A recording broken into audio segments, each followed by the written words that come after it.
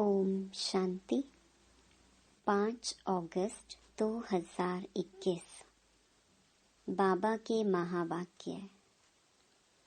मीठे बच्चे, बाबा आए हैं तुम्हारी तकदीर जगाने। पावन बनने से ही तकदीर जगेगी। प्रश्न: जिन बच्चों की तकदीर जगी हुई है उनकी निशानी क्या होगी? उत्तर: वे सुख के देवता होंगे। बेहद के बाप से सुख का वर्षा लेकर सबको सुख देंगे। कभी भी किसी को दुख नहीं दे सकते। वह हैं व्यास के बच्चे, सच्चे सच्चे सुखदेव।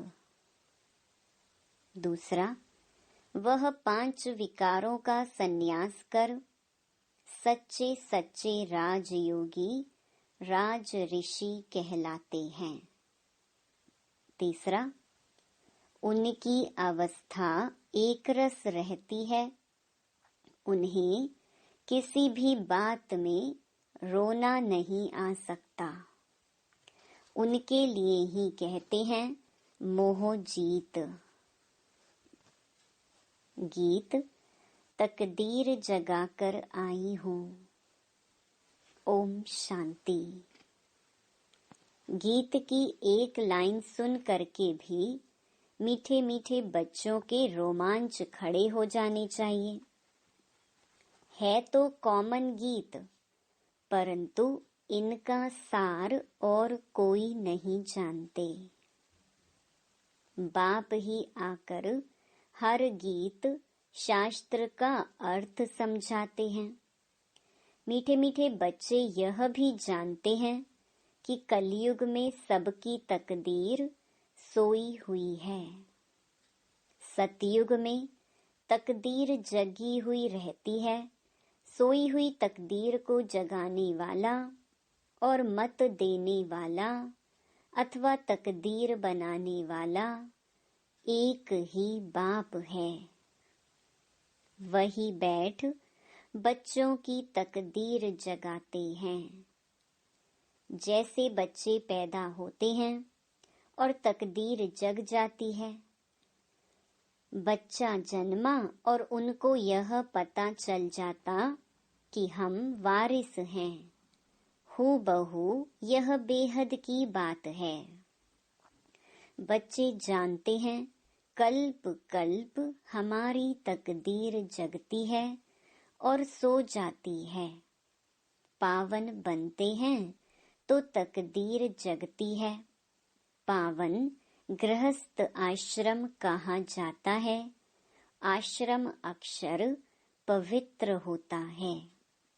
पवित्र गृहस्थ आश्रम उनके अगेंस्ट फिर है अपवित्र पतित धर्म। आश्रम नहीं कहेंगे। गृहस्थ धर्म तो सबका है ही, जानवरों का भी है। बच्चे तो सब पैदा करते हैं। जानवरों को भी कहेंगे गृहस्थ धर्म में हैं। अब बच्चे जानते हैं हम स्वर्ग में पवित्र गृहस्थ आश्रम में थे। देवी देवता थे। उन्हों की महिमा भी गाते हैं। सर्व गुण संपन्न 16 कला संपूर्ण। तुम खुद भी गाते थे। अभी समझते हो हम मनुष्य से सो देवता फिर से बन रहे हैं। देवी देवताओं का धर्म है। फिर ब्रह्मा विष्णु शंकर को भी देवता कहते हैं। ब्रह्मा देवताय नमः, विष्णु देवताय नमः। शिव के लिए कहेंगे शिव परमात्माय नमः। तो फर्क हुआ ना। शिव और शंकर को एक कह नहीं सकते। पत्थर बुद्धि थे, अब पारस बुद्धि बन रहे हैं। देवताओं को तो पत्थर बुद्धि नहीं कहेंगे। फिर ड्रामा प्लान अनुसार रावण राज्य होने से उन्हों को भी सीढ़ी उतरनी है। पारस बुद्धि से पत्थर बुद्धि बनना है। सबसे बुद्धिवान बनाने वाला तो एक ही बाप है। तुमको पारस बुद्धि बनाते हैं। तुम यहाँ आते हो पारस बुद्धि बनने। पारसनाथ के भी मंदिर हैं, वहाँ मेला लगता है, परंतु यह किसको पता नहीं है पारसनाथ कौन है। वास्तव में पारस बनाने वाला तो बाप ही है। वह है बुद्धिवानों की बुद्धि। यह है तुम बच्चों की बुद्धि के लिए खुराक। बुद्धि कितना पलटती है, जैसे गाया जाता है सी नो इविल। अब बंदरों की तो बात नहीं, मनुष्य ही जैसे बंदर मिसल बन जाते हैं। एप्स वन मानुष की मनुष्य से भेंट की जाती है। इसको कहा ही जाता है कांटों का जंगल। कितना एक दो को दुख देते रहते हैं। अभी तुम बच्चों की बुद्धि को खुराक मिल रही है। बेहद का बाप खुराक दे रहे हैं। यह पढ़ाई है। इसको ज्ञान अमृत भी कहते हैं, कोई जल आदि नहीं। आजकल सब चीजों को अमृत कह देते हैं। गंगा जल को भी अमृत कहते हैं। देवताओं के पैर धोकर पीते हैं, पानी रखते हैं, उनको भी अमृत की अंजलि समझते हैं।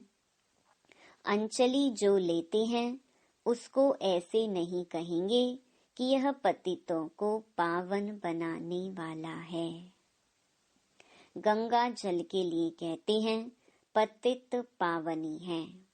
कहते भी हैं मनुष्य मरे तो गंगा जल मुख में हो। दिखाते हैं अर्जुन ने बाण मारा, फिर अमृत जल पिलाया। तुम बच्चों ने कोई बाण आदि नहीं चलाए हैं। एक गांव है जहां बाणों से लड़ाई करते हैं। वहां के राजा को ईश्वर का अवतार कहते हैं। बाप कहते हैं यह सब भक्ति मार्ग के गुरु हैं। सच्चा सच्चा सतगुरु एक ही है। सर्व का सदगति दाता एक है, जो सबको साथ ले जाते हैं। बाप के सिवाय वापिस कोई ले नहीं जा सकता। ब्रह्म में लीन हो जाने की भी बात नहीं। यह नाटक बना हुआ है जो चक्कर अनादि फिरता ही रहता है। वर्ल्ड की हिस्ट्री ज्योग्राफी कैसे रिपीट होती है, यह अभी तुम जानते हो। मनुष्य अर्थात आत्माएं अपने बाप रचता को भी नहीं जानती हैं, जिसको याद भी करते हैं ओ गॉड फादर। हद के बाप को कभी गॉड फादर नहीं कहेंगे। गॉड फादर अक्षर बहुत अदब इज्जत से कहते हैं। उनके लिए ही कहते हैं वह पतित पावन दुख हरता सुख करता है। एक तरफ कहते हैं वह दुख हरता सुख करता है, और फिर कोई दुख होता है, वह बच्चा आदि मर जाता है, तो कह देते ईश्वर ही सुख दुख देता है। ईश्वर ने हमारा बच्चा ले लिया, यह क्या किया। ईश्वर को फिर गालियां देते हैं। कहते भी हैं ईश्वर ने बच्चा दिया है, फिर अगर उसने वापस ले लिया तो तुम रोते क्यों हो। ईश्वर के पास गया ना। सतयुग में कब कोई रोते नहीं है। बाप समझाते हैं रोने की तो कोई दरकार नहीं। आत्मा को अपने हिसाब किताब अनुसार जाकर पाठ बजाना है। ज्ञान न होने के कारण मनुष्य कितना रोते हैं, जैसे पागल हो जाते हैं। यहाँ तो बाप समझाते हैं, अम्मा मरे तो भी हलवा खाना, बाप मरे तो भी हलवा खाना, नष्टो मोहा होना है। हमारा तो एक ही बेहद का बाप है, दूसरा ना कोई। ऐसी अवस्था बच्चों की होनी चाहिए। मोहजीत राजा की कथा भी सुनी है ना। सतयुग में कभी दुख की बात नहीं होती, न कभी अकाले मृत्यु होती है। बच्चे जानते हैं हम काल पर जीत पाते हैं। बाप को महाकाल भी कहते हैं, कालों का काल। तुमको काल पर जीत पानी है, अर्थात काल कब खाता नहीं। काल न आत्मा को न शरीर को खा सकता। आत्मा एक शरीर छोड़ दूसरा लेती है, उसको कहते हैं काल खा गया। बाकी काल कोई चीज नहीं है। मनुष्य महिमा गाते रहते हैं, समझते कुछ नहीं। अच्युतम केशवम बाप समझाते हैं, यह 5 विकार तुम्हारी बुद्धि को कितना खराब कर देते हैं। इस समय कोई भी बाप को नहीं जानते हैं, इसीलिए इनको ऑर्फन की दुनिया कहा जाता है। कितना आपस में लड़ते झगड़ते रहते हैं। यह सारी दुनिया बाबा का घर है ना। बाप सारी दुनिया के बच्चों को पतित से पावन बनाने आते हैं। आधा कल्प बरोबर पावन दुनिया थी ना। गाते भी हैं, राम राजा राम प्रजा। वहाँ फिर अधर्म की बात हो कैसे सकती। कहते भी हैं, वहाँ शेर बकरी इकट्ठे जल पीते हैं। फिर वहाँ रावण आदि कहाँ से आए, समझते नहीं। बाहर वाले तो ऐसी बातें सुनकर हंसते हैं। बाप आकर ज्ञान देते हैं, यह पतित दुनिया है ना। अब प्रेरणा से पतितों को पावन बनाएंगे क्या। बुलाते हैं, पतित पावन आओ, तो जरूर भारत में ही आया था।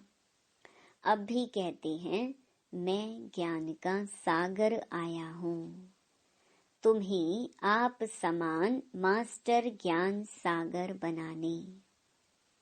बाप को ही सच्चा सच्चा व्यास कहेंगे, तो यह व्यास देव और तुम उनके बच्चे सुख देव। तुम अभी सुख के देवता बनते हो, सुख का वर्षा ले रहे हो व्यास शिवाचार्य से। व्यास के बच्चे तुम हो, परंतु मनुष्य मूंझ न जाएं, इसीलिए कहा जाता है शिव के बच्चे। उनका असुल नाम है शिव। आत्मा को जाना जाता है, परमात्मा को भी जाना जाता है। वही आकर पतित से पावन बनने का रास्ता बताते हैं। कहते हैं, मैं तुम आत्माओं का बाप हूँ। कहते हैं, अंगुष्ठे मिसल है, इतना बड़ा तो यहाँ ठहर भी ना सके, वह तो बहुत सूक्ष्म है। डॉक्टर लोग भी माथा मारते हैं आत्मा को देखने के लिए, परंतु देख नहीं सकते। आत्मा को रियलाइज किया जाता है। बाप पूछते हैं, अब तुमने आत्मा को रियलाइज किया। इतनी छोटी सी आत्मा में अविनाशी पार्ट नुधा हुआ है, जैसे एक रिकॉर्ड है। पहले तुम देही अभिमानी थे, अभी देही अभिमानी बने हो। तुम जानते हो हमारी आत्मा 84 जन्म कैसे लेती रहती है, उनका एंड नहीं होता। कोई कोई पूछते हैं यह ड्रामा कब से शुरू हुआ, परंतु यह तो अनादि है, यह कभी विनाश नहीं होता। इनको कहा जाता है बना बनाया अविनाशी वर्ल्ड ड्रामा। वर्ल्ड को भी तुम जानते हो। जैसे अनपढ़ बच्चों को पढ़ाई दी जाती है, ऐसे बाप तुम बच्चों को पढ़ा रहे हैं। आत्मा ही शरीर द्वारा पढ़ती है। यह है पत्थर बुद्धि के लिए फूड। बुद्धि को समझ मिलती है। तुम बच्चों के लिए ही बाबा ने चित्र बनवाए हैं, बहुत सहज हैं। त्रिमूर्ति ब्रह्मा विष्णु शंकर। अब ब्रह्मा को त्रिमूर्ति क्यों कहते हैं? देव देव महादेव एक दो के ऊपर रखते हैं, अर्थ कुछ भी नहीं जानते। अब ब्रह्मा कैसे हो सकता, जबकि ब्रह्मा को प्रजापिता कहा जाता है? तो सूक्ष्म वतन में वह देवता कैसे हो सकता? प्रजापिता ब्रह्मा तो यहाँ होना चाहिए। यह बातें कोई भी शास्त्र में है नहीं। बाप कहते हैं मैं इस शरीर में प्रवेश कर इन द्वारा तुमको समझाता हूँ, इनको अपना रथ बनाता हूँ। इनके बहुत जन्मों के अंत में मैं आता हूँ। यह भी 5 विकारों का संन्यास करते हैं। संन्यास करने वाले को योगी ऋषि कहा जाता है। अभी तुम राज ऋषि हो, तुम प्रतिज्ञा करते हो। वह सन्यासी लोग तो घर बार छोड़ चले जाते हैं, यहाँ तो स्त्री पुरुष इकट्ठे रहते हैं। कहते हैं हम विकार में कभी नहीं जाएंगे। मूल बात है ही विकार की।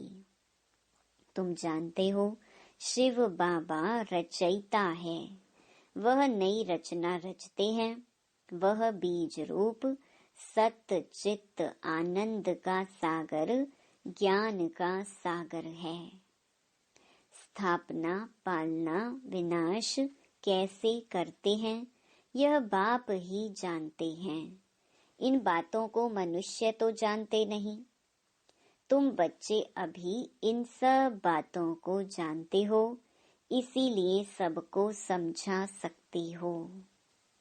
अच्छा, मीठे मीठे सिकिलधे बच्चों प्रति मात पिता बाप दादा का याद प्यार और गुड मॉर्निंग। रूहानी बाप की रूहानी बच्चों को नमस्ते। धारणा के लिए मुख्य सार। पहला, हरेक आत्मा का हिसाब किताब अपना अपना है। इसीलिए कोई शरीर छोड़ते हैं तो रोना नहीं है। पूरा नष्टो मोहा बनना है। बुद्धि में रहे हमारा तो एक बेहद का बाप, दूसरा ना कोई। दूसरा, 5 विकार जो बुद्धि को खराब करते हैं, उनका त्याग करना है। सुख का देवता बन सबको सुख देना है, किसी को दुख नहीं देना है। वरदान, रहम की दृष्टि द्वारा घृणा दृष्टि को समाप्त करने वाले नॉलेजफुल भव। जो बच्चे 1-2 के संस्कारों को जानकर संस्कार परिवर्तन की लगन में रहते हैं, कभी यह नहीं सोचते कि यह तो है ही ऐसे। उन्हें कहेंगे नॉलेजफुल।